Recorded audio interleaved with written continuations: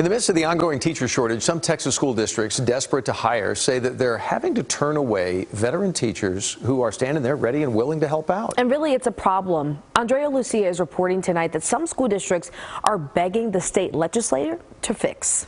And this is an issue involving retired teachers. The pandemic pushed many to retire earlier than they would otherwise. Now, some are ready to come back. School districts would love that. Parents would love that. So it seems simple, but it's not. When you have decimals, you do have to line up that decimal point. Frankie Weathers started teaching back in 1989. I treat my students like they're my child, who I love so very much. I want you to move them. She spent 26 years in North Texas classrooms, but when the pandemic hit, she felt the risk was too great. I only retired because of COVID. It was hard because, I wasn't ready. It was just very abrupt. As vaccines and treatments became available, Ms. Weathers reconsidered. She reached out last year to her old district and says she quickly got 2 offers. We made it all the way to HR, and they're like, we can't hire full-time. Weathers discovered some districts simply won't hire teachers once they've officially retired. For every retiree a district does employ, it has to pay a surcharge to the state's teacher retirement system. It amounts to 16% of an employee's salary, plus another $535 a month if they're on the health plan. So a teacher making $65,000 a year could actually cost a district almost $82,000, a price some say they can't afford.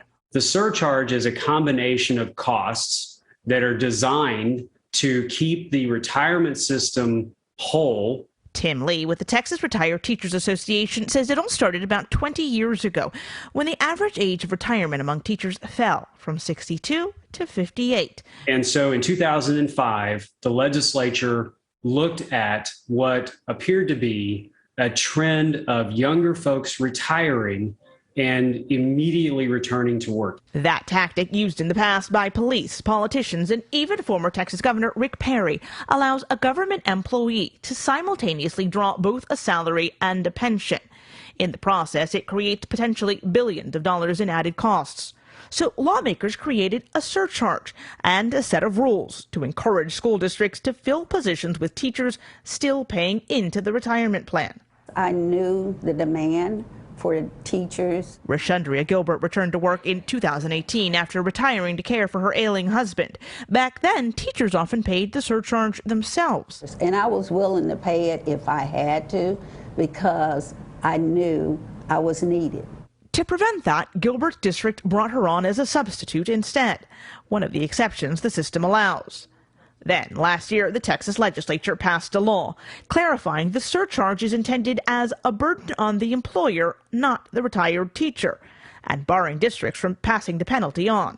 Here in North Texas, Keller, Capel, Alvarado, and Ferris ISDs confirmed they're now among the districts who will not hire retirees, though all 4 said they'd like to.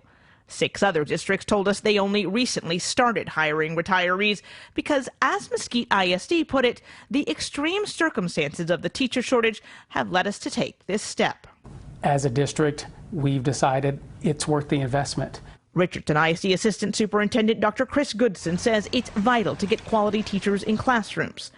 Dallas ISD clearly agrees it's hired both Gilbert and Weathers.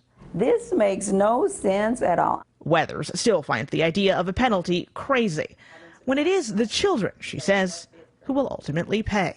Well, Richardson ISD says it plans to ask the state legislature to suspend the TRS surcharge, a move every district we've spoken to supports. So expect to hear more about this come January when the legislature meets. Andrea Lucia, CBS 11 News.